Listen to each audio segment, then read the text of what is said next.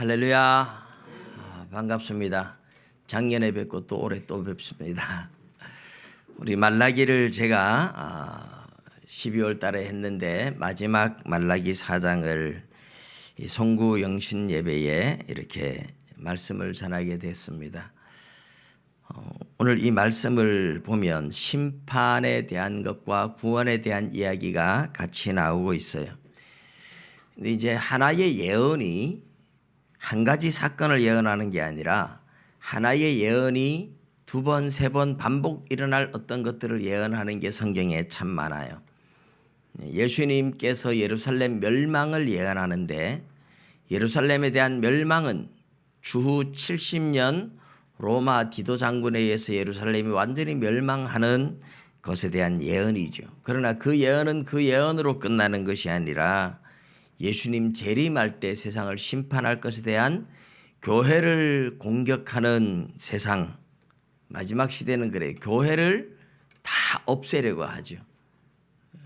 교회 다니는 사람은 많은데 다 형식적인 신자고 진짜 신앙을 가진 사람이 없어지는 때가 와요. 그래서 우리가 그럴 때를 대비해서 신앙이 깨어있고 성령 충만하게 준비해 있어야 되는 건데, 그런 예언은 한 번의 사건이 아니라 두 번, 세 번 반복되는, 성경에 그런 게 굉장히 많습니다.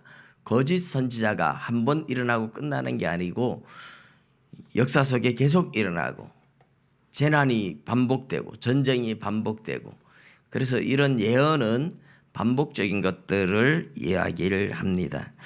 오늘 특별히 만군의 여호와가 이르노라, 보라 용광로 불같은 날이 이르리니, 우리 번역을 용광로 이렇게 번역을 했지만 이제 옛날에는 뭐 용광로를 모르니까 그냥 이 원어대로 말하면 화롯불이에요. 화롯불 같은 벌겋게 타오르는 불 같은 날이 온다. 이것은 심판에 대한 이야기죠. 그래서 교만한 자와 악을 행하는 자는 다 지푸라기 같을 것이라. 불타는 화로에 지푸라기 넣으면 얼마나 잘 타겠습니까?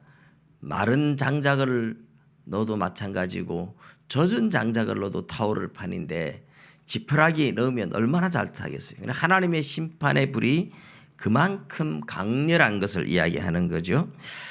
그래서 지푸라기 같은 그 이르는 날에 그들을 살라 뿌리와 가지를 남기지 아니할 것이로되. 그래서 요 이야기는 우리 지난주에도 뭐 어제 그저께인 셈이죠. 말라기 3장에서 하나님을 대적하는 악한 사람들, 하나님 믿어봐야 소용없네 하는 이런 사람들을 하나님께서 뿌리와 가지까지 남기지 않고 다 불태워버리겠다. 이제 이런 표현은 상징적인 표현이에요. 하나님의 무서운 심판 아래 피할 사람이 아무도 없다, 그런 이야기죠.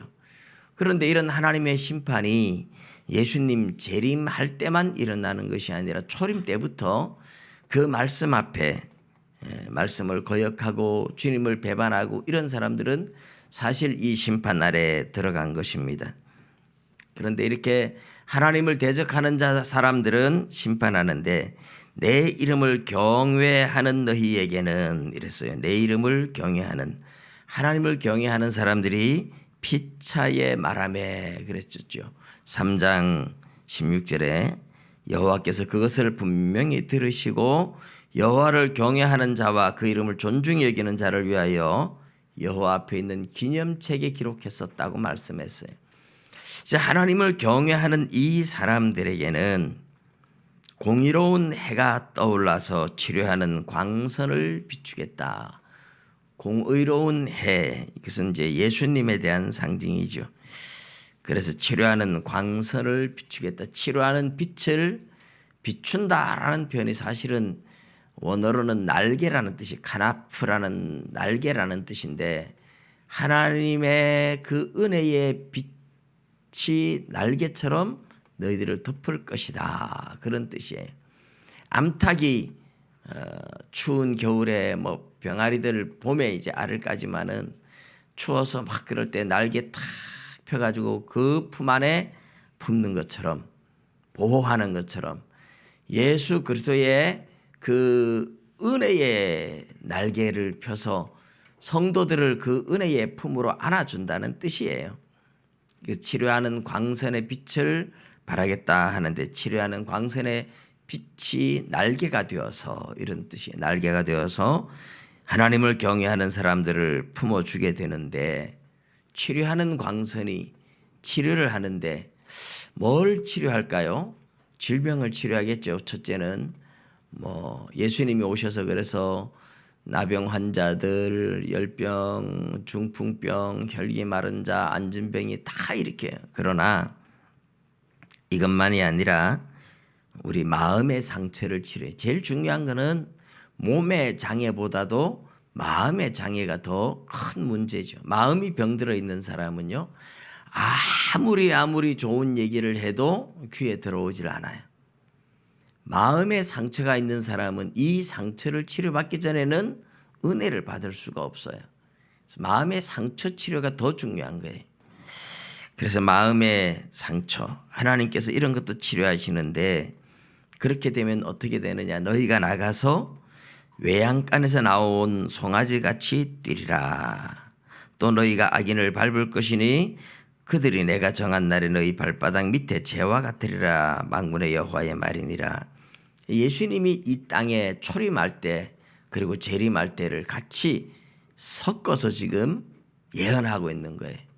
요엘서 2장 28절에서 32절도 보면 요엘이 예수님의 초림 때와 재림 때를 섞어서 함께 예언하거든요. 이 말라기 4장 1절에서 3절도 예수님의 초림과 재림을 함께 섞어서 예언해요. 이런 예언을 하는 선지자들도 이건 초림이고 이건 재림이고로 구분하지 못해요. 어쨌든 그렇게 하나님이 우리를 치료해서 죄로부터 건지니까 모든 걸 치료해서 외양간에서 나온 송아지같이 뛰겠다. 그리고 4절부터 6절까지 보면 하나님께서 호렙에서 온 이스라엘을 위하여 모세에게 명령한 법도와 율례를 기억하라고 하면서 여호와의 크고 두려운 날이 이르기 전에 선지자 엘리야를 너에게 먼저 보내서 하나님께 돌아오게 하겠다. 돌아오지 않으면 하나님의 무서운 저주가 임할 거다. 그렇게 얘기를 해요. 이 크고 두려운 날이 이르기 전에 선지자 엘리야를 보낸다 했는데 이 엘리야는 예수님 오실 때에 초림 때 엘리야는 세례 요한이었죠. 세례 요한이 사람들의 마음을 부드럽게 만들어서 회개해서 예수님을 영접하게 한 겁니다. 이런 측면에서 본다면 예수님이 재림하시기 직전에도 엘리야 같은 어떤 사건이 또 일어나지 않을까. 엘리야 같은 심령으로 하나님의 말씀을 전하며 마지막 회개하라고 외치는 하나님의 사람이 나올 수도 있어요. 그런데 우리는 재림 때가 아주 임박했지만 지금 우리가 재림 때, 초림 때와 재림 때 중간에 있지만 지금 현재도 마찬가지. 지금 현재도 우리는 주님을 경외하는 사람이 되면 치료하는 광선으로 공의로운 해가 되는 태양이 되시는 예수님이 치료하는 광선으로 우리를 덮어 주실 겁니다. 여러분, 이 치료하는 광선, 이것을 우리가 하나님의 은혜라고 말을 하는데 이 치료하는 광선이 우리의 마음의 상처를 치료하고 성령으로 충만하고 은혜를 받으면 외양간에서 나온 송아지같이 뛰겠다. 저는 이 말씀을 송구 영신 예배에 전하는 이유는 내년이 아니고 올해죠. 올해 2019년도는 우리 무지개 교회 성도들이 다 외양간에서 나온 송아지같이 뛸 수 있을 만큼 성령 충만하고 기쁨으로 충만한 한 해가 되기를 바라서 이 말씀을 전합니다. 여러분, 새해에는 성령의 충만함으로 기쁨이 충만할 수 있기를 축복합니다. 어느 목사님이 설교하면서 그러더라고요. 나는 솔직하게 말해서 외양간에서 나온 송아지는 내가 못 봐서 잘 모르겠다. 이렇게. 그런데 끈 풀린 강아지는 맞다. 이러더라고요. 끈 풀린 강아지처럼 생각하라. 끈 풀린 강아지도 끈에 묶여 있다가 풀리면 막 좋아서 그럴지 모르겠어요. 많이 좋아하겠죠. 그러나 외양간에서 나온 송아지, 강아지가 뛰는 거하고 송아지가 뛰는 거하고는 조금 다르지만 어쨌든 뭐 비슷하게 생각하면 될 것 같아요. 여기 계신 분들 가운데도 젊은 세대들은 외양간에서 나온 송아지 구경 못한 세대가 많을 거예요. 도시에만 살아오신 분들은 모르는 분들이 많을 거예요. 촌에서 계셨던 어른들은 다 알지만 송아지를 낳으면 송아지는 태에 쌓여서 태어나면 어미가 그 태를 먹으면서 이제 빠져나와요. 태에서 뚫혀서 막 나오긴 하지만은 그런데 태어나자마자 뭐 1분도 안 돼서 이 송아지가 일어나요. 그래가지고 비틀비틀하면서 막 걸어가요. 사람은 우리 손주도 지금 7개월이 지나고 8개월이 됐는데 아직도 못 걷고 있어요. 8개월이 돼도 못 걷는데 송아지는 태어나자마자 한 30분 안에 걸어 다닌단 말입니다.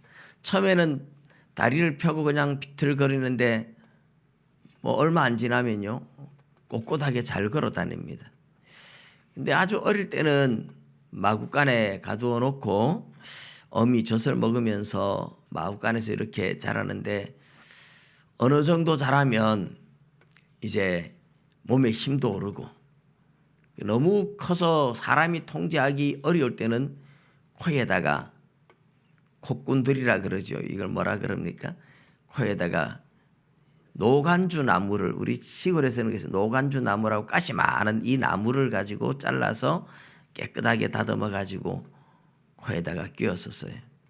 코를 끼워 놓으면 그리고 거기에 끈을 묶어 놓으면 도망가다가 코가 아파서 따라오는데 그 코에 콧건드리를 꿰기 전에 송아지 그때 힘이 한참 올랐을 때 늘 마구간에 가두어 놓지요. 도망갈까 봐. 그러다가 어쩌다가 마구간에서 나오면요 좋아가지고 이리 뛰고 저리 뛰고 어쩔 줄 모릅니다. 그냥 춤을 춰요. 송아지가 이리 뛰어봤다가 저리 뛰어봤다가 너무 좋아서 외양간에서 나온 송아지같이 뛰겠다. 이 말은 사람들이 보면 미쳤다 이런 소리를 해야 제대로 예수님 만난 거고 제대로 예수 믿는 거다 하는 얘기입니다. 외양간에서 나온 송아지가 좋아서 이리 뛰고 저리 뛰고 펄쩍펄쩍 뛰듯이 예수님을 제대로 한번 만나면요 사람이 그래요. 미쳤다 소리를 해요. 저도 이제 미쳤다 소리를 많이 들었는데 예수 믿고 미쳤다. 아이고 참 젊은 사람이 안 됐다 이런 소리를 해요. 미쳤다고. 근데 예수님을 진짜 만나고 나니까 너무 행복한 거죠. 너무 좋은 거예요. 그래가지고 지금은 제가 그 열정이나 감격들이 다 식어버렸는데 처음에는 구원 얻은 기쁨과 감격이 얼마나 큰지 예수 믿고 나오면서 막 사람들한테 미쳤다 소리 할 만도 하죠. 막 만나는 사람마다 전도하고 시장 바닥에 가서 막 메가폰 들고 예수 천당 외치며 돌아다니고 그 옛날에 처음에 제가 다니던 교회가 버스 정류소 바로 위에 2층에 있었어요. 그러니까 차가 거기에 많이 서기도 하고 오는데 나오자마자 막 지나가는 택시 붙잡아 가지고 타는 것도 아니고 그 택시 기사가 그래 불쌍해 보이는 거예요. 뭐 눈물 흘리며 막 전도를 하니까 이상하다고 이상한 놈으로 미친놈 같다 이러고 그냥 가더라고요. 근데 진짜 미쳤다 소리 듣는 거죠. 잠이 안 와요. 얼마나 기쁜지. 그래가지고 제가 집에도 와서 복음을 전해야 되는데 그전에는 교회 다녀도 집에 와서 전하면 난리 날까 봐 예수 믿는다 소리도 못 했는데 그때는 이제는 막 세상에 두려운 게 없는 거죠. 회사에서도 일요일 날 일하러 전부 다 나오고 교회 못 가게 다 하는데 회사에서 쫓겨나는 거 겁이 안 나니까 일요일 날 나는 교회 갑니다. 그날부터 술 담배도 끊고 그날부터 교회도 다니고 집에 오니까 할머니가 계신데 할머니한테 예수 믿어야 천국 간다고 얼마나 막 입에 거품을 물고 열심히 전도를 했는지 우리 누나 교회 간다고 빗자루로 우리 할머니가 얼마나 두드려 팼는지 예수 믿는 건 큰일 난다고 우리 할머니가 그렇게 했는데 제가 얼마나 열심히 전도했든지 저희 어머니한테 용배는 말리지 마라, 이제 안 되겠더라 그러더랍니다. 예, 그게 저만의 이야기가 아니고 정말 예수님 만나고서 그렇게 얘기하는 사람들의 얘기를 참 많이 들었어요. 물론 이게 이제 저같이 하나님을 모르는 집안에서 죄 가운데 살다가 이 죄에서 건져내기 위해서 하나님이 특별히 은혜를 주니까 막 그렇게 불같이 뜨거워지고 외양간에서 나온 송아지같이 뛰고 그렇게 되죠. 어려서부터 모태신앙으로 자란 사람들은 그런 경험을 하는 경우가 그렇게 많지는 않아요. 많지 않아도 안 믿는 게 아니고 이미 어려서부터 바르게 믿음 생활을 해왔기 때문에 큰 차이가 변화가 별로 없는 사람들이 많아요. 그러나 모태신앙인들 가운데도 어느 날 성령 충만을 받고 성령 불 받으면 정말 잘해신앙으로 변해요.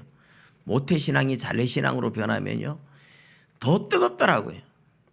정말 예수 잘 믿는 사람이 돼가지고 그래서 우리나라에 보면 큰 교회를 이루고 너무너무 목회를 잘하시는 분들 가운데 보면 이렇게 저처럼 불신자 가운데 돌아온 사람보다 조상 때부터 믿어오던 집에 사람들이 은혜 받고 변화되니까 훨씬 목회를 더 잘해요. 성령의 역사가 더 뜨겁고 얼마나 기쁨과 감격이 있는지 몰라요. 저는 여러분들이 형식적으로 교회 다니는 거 말고 여러분들이 한 사람 한 사람 예수님을 만나는 체험을 했으면 좋겠습니다. 새해에는 여러분 기도하다가 회개하다가 성령의 불 받는 역사가 일어나길 축복합니다. 그래서 저 사람 보니 미쳤다 이런 소리 한번 들어봐야 제대로 예수 믿는 거예요. 제대로 예수 믿어 성령 불 받고 뜨거워서 누가 전도하라 뭐 이렇게 말할 게 없어요. 전도하고 싶어서 막 미치고 어떤지 나가서 사람만 만나면 막 전도하고 싶고 그 영혼이 너무너무 불쌍해가지고 전도 안 하고는 못 견디고 그런 일들이 성령의 충만함을 받으면 누구에게든지 일어납니다. 이 시대의 교회가 성령의 이런 불같은 역사가 너무 많이 식었어요. 엘리 제사장 시대를 보면 어떻다 그랬습니까? 여호와의 말씀이 희귀하고 이상이 흔히 보이지 않았더라 그랬어요. 하나님의 말씀을 들을 수 있는 귀가 사실은 없었어요. 세속에 물들고 하나님의 은혜를 사모하는 자들이 너무 없어요. 그러니까 하나님의 음성을 듣지 못하고 하나님을 만나는 체험이 잘 없는 거죠. 그런데 오늘 우리 시대가 그렇게 변해가고 있어요. 그렇게 변해가고 있어서 교회들마다 보면 뜨겁게 열정적으로 이렇게 부흥의 불길이 타오르는 교회는 정말 드물고 교회가 100명, 200명 모이던 교회가 사람들이 자꾸 줄어서 이제는 얼마 안 된다. 우리 구대본 목사님이 지난 주일날 심한 독감으로 식구들이 다 알아누워서 교회도 못 오셨는데 우리 교회에 이제 다니시려고 오셨는데 그분 이야기를 들어보니 그분이 다니던 교회도 그랬어요. 100명이 넘게 모이던 아주 열정적인 교회가 지금 20명도 안 모인대요. 뭐 그 이야기를 제가 다 할 수는 없지만 오죽하면 그분이 이렇게 힘들어서 나오셨을까 그런 생각을 합니다. 여러분 이것이 한국교회의 비극이고 슬픔입니다. 지금도 하나님께서 은혜를 못 주시는 것도 아니고 안 주시는 것도 아니에요. 사모하는 사람들한테 하나님이 은혜를 주시는데 과거에는 은혜를 사모해서 하나님 앞에 나와서 눈물로 기도하는 사람이 많았다면 요새는 너무 배가 불러서 은혜를 사모하지 않는 거죠. 교회에 나오질 않는 거예요. 밤을 새워가며 철야 기도하는 사람이 없잖아요.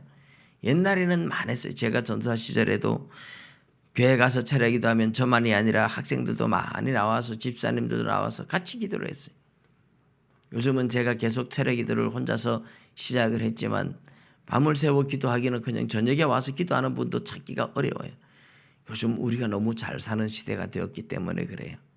배부른 시대가 되었기 때문에 그래요. 그러나 여러분, 중요한 거는 육신의 배만 부르면 되는 게 아니고 영혼이 굶주려 가는 걸 우리가 모르잖아요. 라오디게아 교회를 보면 사람들이 나는 부요하여 부족한 것이 없다 이런데 하나님은 뭐라고 판단합니까? 네가 헐벗고 벌거벗고 헐벗고 굶주리고 한 걸 네가 모른다 그러는 거예요. 사람은 육신이 배부르니까 내 영혼이 얼마나 굶주렸는지를 모르고 있는 거예요. 그러나 여러분, 내가 외양간에서 나온 송아지같이 뛸 만큼 그런 기쁨으로 충만하지 않다면, 그 정도는 아니라도 뭔가 내 안에 하나님을 향한 열정과 뜨거움과 기쁨과 이런 것이 사라졌다면 내 영혼이 병들어 있거나 내 영혼이 굶주려 있다는 뜻입니다. 여러분, 신앙은 누가 대신해 줄 수 있는 게 아니에요. 부모가 대신해 줄 수 있는 것도 아니에요.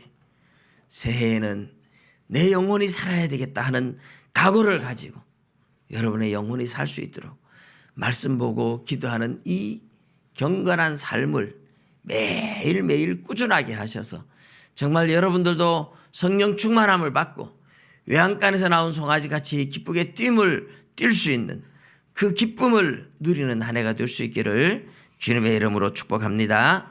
기도드리겠습니다.